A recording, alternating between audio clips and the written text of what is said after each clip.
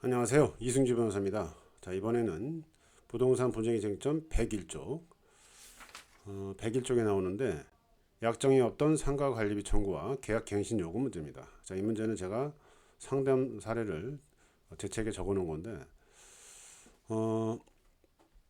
상가 건물 임대차를 했어요. 자, 그런데 소유자가 바뀝니다.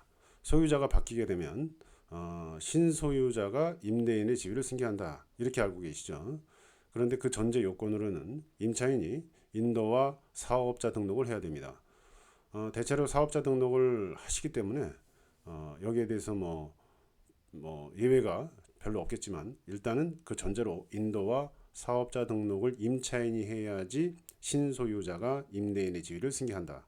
자, 이렇게 되는 거예요. 그런데 제 상담 사례 같은 경우에는 소유자가 바뀌면서 신소유자가 임대인의 지위를 승계했음에도 불구하고 기존 월세, 보증금 이런 게 마음에 안 드는 거죠. 그러다 보니까 고액의 관리비를 요구하는 겁니다. 관리비라는 게 실제 관리에 들어가는 비용을 달라고 해야 될 텐데 사실상 월세 육박하는 관리비를 요구하는 거죠. 자, 이게 과연 정당한가?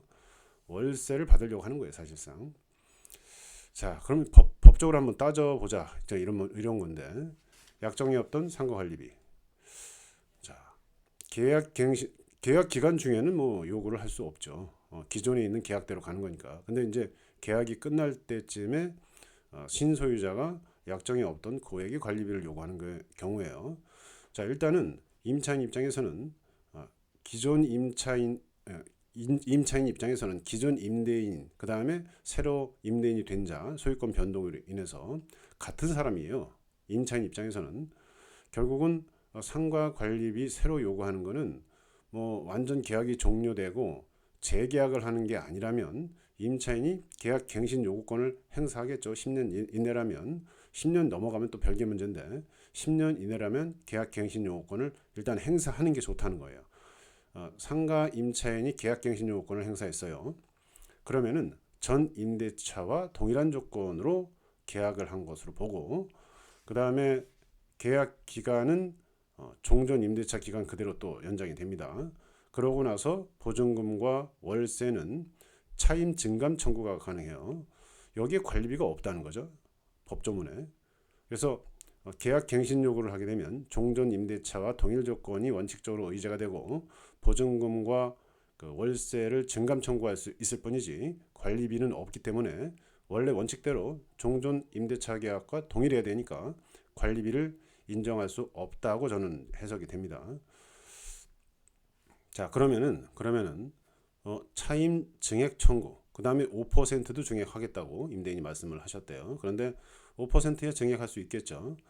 차임 증감 청구를 할 수 있으니까. 근데 문제는 이게 그 지역이 5%조차 인정되지 않을 열악한 지역이고 아니면은 뭐 여러 변수로 인해서 월세가 오히려 감액되는 지역이다. 이러면은 오히려 역공을 할 수도 있어요. 임차인이 제세공과금 이런 게 이런 여러 가지 조건을 볼 때 오히려 감액 대상이다.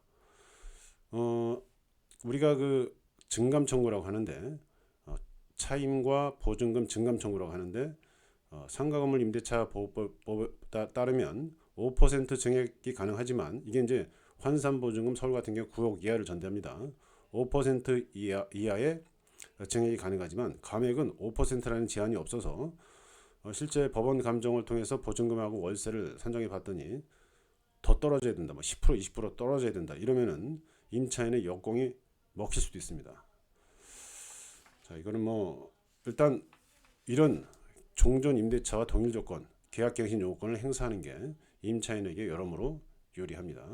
계약갱신 요건은 계약 종료 6개월 전부터 종료 1개월 전까지 행사해야 된다. 제가 누누이 말씀드렸죠. 자, 오늘은 약정이 없던 상가 관리비 청구와 계약갱신 요구에 대해서 알아봤습니다. 감사합니다.